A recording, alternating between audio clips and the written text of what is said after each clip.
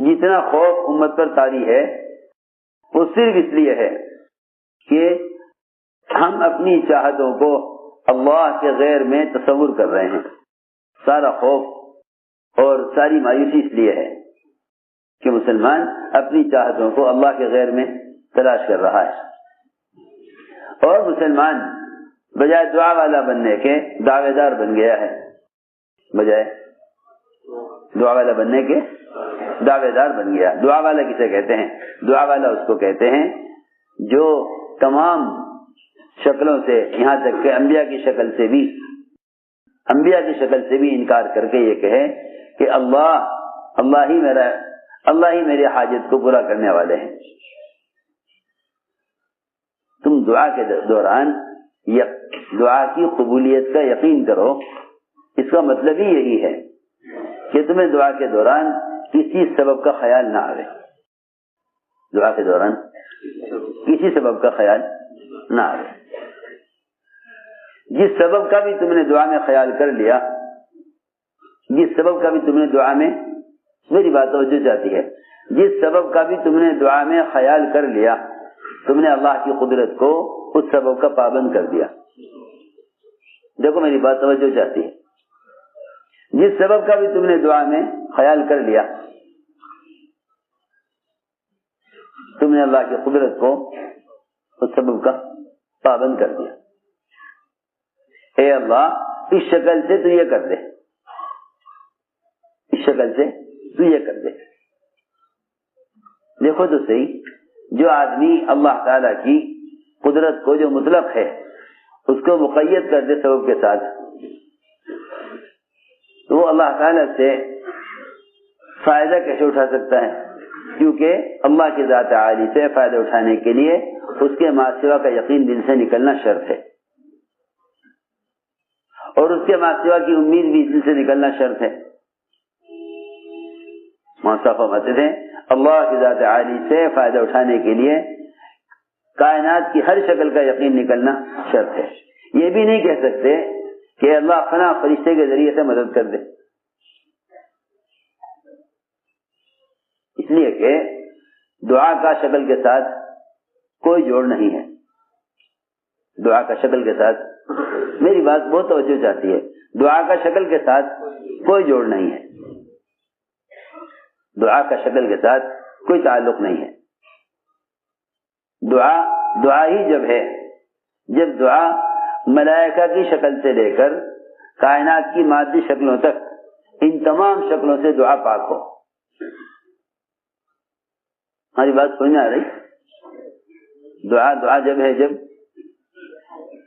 دعا کائنات کی تمام شکلوں سے، ملائکہ سے لے کر دنیا کے تمام مادی اسباب، تمام دنیا کے عہدیدار، تمام دنیا کے وزراء اور تمام دنیا کی جتنی چھوٹی بڑی شکلیں ہیں، ان ساری شکلوں سے دعا پاک ہو، تبھی دعا قبول بھی ہوتی ہے. لیکن ہماری دعا میں ایک چور یہ ہے جو چھپا ہوا ہے اندر، وہ چور یہ ہے کہ ہم دعا جب مانگتے ہیں تو اس سبب کی بنیاد پر اللہ تعالی سے مدد چاہتے ہیں جس سبب سے اس کام کا ہونا ہمارے ذہن میں ہے. ہم یہ کہتے ہیں اے اللہ تو وزیر کے دل میں ڈال دے کہ وہ مسلمانوں کا یہ کام کر دے. اے اللہ تو صدر کے دل میں ڈال دے کہ وہ مسلمانوں کے اس مسئلے کو دیکھ لے. اے اللہ تو ڈاکٹر کے دل میں ڈال دے کہ وہ میرا علاج کر دے. یا یوں بھی نہ کہو اے اللہ یہ دوا میں کھا رہا ہوں تو اس دوا میں شفا ڈال دے.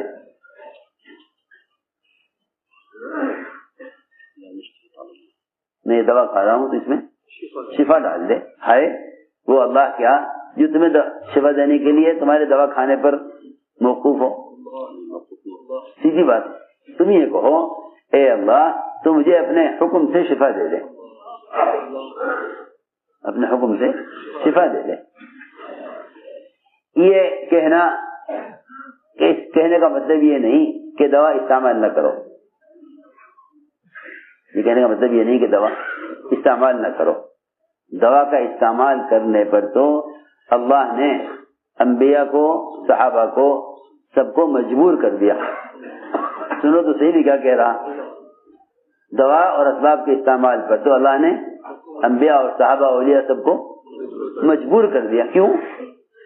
اس لیے مجبور کر دیا تاکہ وہ سبب میں ڈال کر دیکھیں کہ جب میں اپنی قدرت سے کامیاب کروں تو تمہارا خیال میرے کرنے کی طرف آتا ہے یا سبب سے ہونے کی طرف جاتا ہے. بھائی اتنی سی بات ہے, اتنی سی بات ہے. اگر اسباب میں نہ ڈالتے مسلمان کو اور انبیاء کو اور صحابہ کو, پھر تو یہ کہنا کوئی کمال نہیں تھا کہ اللہ کرنے والے ہیں. ہم تمہیں اسباب میں ڈالیں پھر تم یہ کہو اسباب سے نہیں ہوتا, تب تو کمال ہے. اور اگر اسباب ہی نہ ہو پھر آدمی یہ کہ اللہ سے ہوتا ہے تو کوئی کمال نہیں. یہی وجہ ہے کہ ملائکہ کا اور فرشتوں کا ایمان سب سے زیادہ تعجب خیز اور افضل ایمان نہیں ہے. کیوں؟ اس لیے کہ ایک تو وہ سبب کی زنجیروں سے آزاد ہیں, ایک تو ملائکہ اسباب کی قید سے آزاد ہیں, ایک تو ملائکہ اسباب کی قید سے آزاد ہیں. دوسری بات یہ ہے کہ ملائکہ سارا غیبی نظام اپنی آنکھوں سے دیکھ رہے ہیں. امتحان جو رکھا وہ رکھا ہے اللہ تعالیٰ نے انبیاء کا, اولیاء کا, صحابہ کا. میں عرض کر رہا تھا کہ جب مسلمان دعا کرے, دعا میں اللہ تعالیٰ سے حفاظت کو بھی کسی سبب کے ذریعے سے نہ مانگے, بلکہ مسلم دعا ہے اللہم اکفناہم بما شئت, اللہم اکفناہم بما شئت, اے اللہ تو جس طرح چاہے حفاظت کر. بیماری ہے, خوف ہے, دشمن حکام کا غلبہ ہے, کچھ بھی ہے, مسنون دعا کہیں یہ نہیں ملے گا کہ اللہ فلاں فرشتے کے ذریعے مدد کر. وہ تو ملائکہ اللہ تعالی سے خود تقاضا کرتے ہیں کہ تو ہمیں اس مومن بندے کی خدمت کا موقع دے دے. اللہ اکبر. ملائکہ ایمان والوں کے غلام ہیں, ملائکہ ایمان والوں کے غلام ہیں. اللہ تعالی نے ایسے مضبوط اسباب دیے تھے مسلمانوں کو, بشرط یہ کہ مسلمان ان مضبوط اسباب کو بھی اللہ کے اپنے درمیان ذریعہ نہ سمجھے. یوں نہ کہو فرشتے کے ذریعے مدد کر دے, یوں کہو اے اللہ تو براہ راست مدد کر. اللہ کو اختیار ہے کہ وہ تمہاری مدد کے لیے کسی بھی سبب کو اختیار نہ کرے, استعمال نہ کرے, کسی سبب کو استعمال نہ کرے. جبرائیل علیہ السلام کا ابراہیم علیہ السلام کو آگ سے بچانے کے لیے آنا یہ بطور مدد کے نہیں تھا, یہ بطور مدد کے نہیں تھا, یہ بطور امتحان کے تھا. ہم دیکھنا چاہتے ہیں کہ ابراہیم آگ سے بچنے کے لیے جبرائیل سے مدد طلب کرتے ہیں یا نہیں, اور اگر جبرائیل اب خود مدد پیش کریں تو ابراہیم جبرائیل کی مدد کو قبول کرتے ہیں یا انکار کرتے ہیں. اگر یہ جبرائیل کی مدد سے انکار کریں تو ہم مدد اپنے امر سے کریں گے, ہم مدد اپنے حکم سے کریں گے. اور اگر یہ کہیں کہ جبرائیل مدد کر دیں تو میرے دوستوں عزیزوں, انبیاء علیہ السلام کبھی بھی کہیں بھی اللہ تعالیٰ سے برائے ملائکہ بھی مدد نہیں چاہتے. ابراہیم علیہ السلام نے صاف انکار کر دیا, اما الیک فلا, ہمیں آپ کی حاجت نہیں ہے. تو ہم نے عرض کیا کہ جو اسباب انبیاء کو دیے جاتے ہیں وہ اسباب بھی امتحان کے لیے ہیں. ہم دیکھنا چاہتے ہیں کہ تم اس سبب میں ہمیں کتنا یاد رکھتے ہو, سبب میں ہمیں کتنا یاد رکھتے ہو. کیونکہ اسباب دو قسم کے ہیں, اسباب دو قسم کے ہیں. ایک اسباب زینت ہیں, ایک اسباب زینت ہیں, ایک اسباب تجارت ہیں. اسباب زینت اور اسباب تجارت دو قسم کے اسباب ہیں دنیا میں، اسباب زینت اور اسباب تجارت، دو قسم کے اسباب ہیں۔ دونوں اسباب میں اللہ رب العزت نے انبیاء اور صحابہ کو آزمایا ہے۔ اسباب زینت، اسباب تجارت، یعنی وہ اسباب جو انسان استعمال کرتا ہے فخر و زینت کے لیے، یا وہ اسباب جو انسان استعمال کرتا ہے اپنی معاش اور ضرورت کے لیے۔ دو قسم کے اسباب ہیں، ایک اسباب معاش ہے، ایک اسباب زینت ہیں۔ سلیمان علیہ السلام کو اللہ رب العزت نے اسباب میں آزمایا، صحابہ کو بھی اللہ تعالی نے اسباب معاش میں آزمایا، اسباب زینت میں بھی آزمایا، اسباب زینت میں بھی اللہ نے آزمایا کہ ہم انہیں اسباب زینت دے کر دیکھتے ہیں یہ ہمیں کتنا یاد رکھتے ہیں۔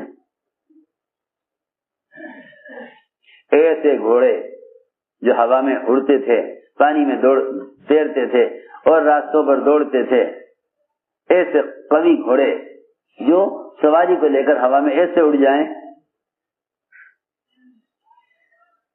سلیمان علیہ السلام ان گھوڑوں پر ہاتھ پھیر رہے تھے اور ان کی خوبصورتی اور ان کا یہ کمال دیکھ رہے تھے۔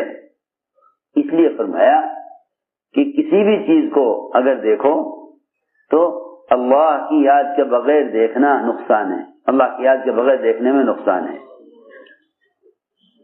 اگر کسی بھی چیز کو دیکھو اور اللہ کے تصور کے بغیر دیکھو تو وہی چیز اللہ کی یاد سے غافل کر دے گی۔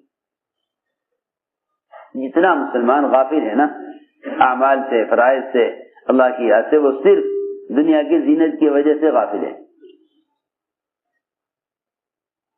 اسی اللہ نے فرمایا کہ ہم نے دنیا کو مزین کیا ہی اس لیے ہے تاکہ ہم دیکھیں تمہیں اچھا عمل کس کا ہے۔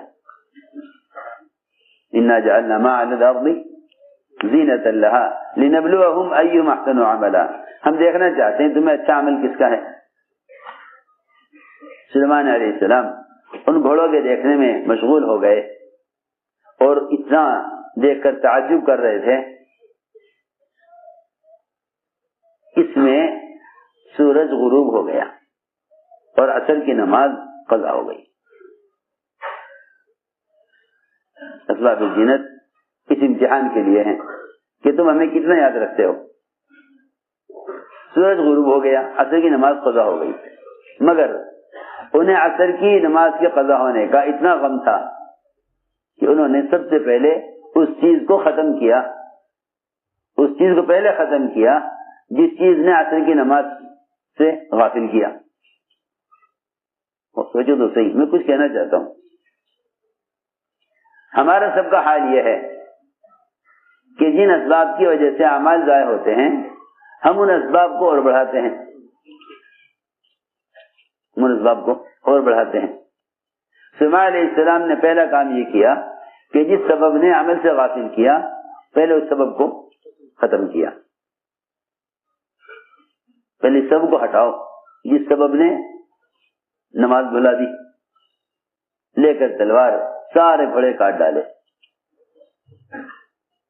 اور اس کی ایک نسل بھی اور ایک پوچھنے کا ایک بھی باقی نہ چھوڑا کہ اگر یہ باقی رہ گیا تو اس کی نسل آگے بڑھے گی،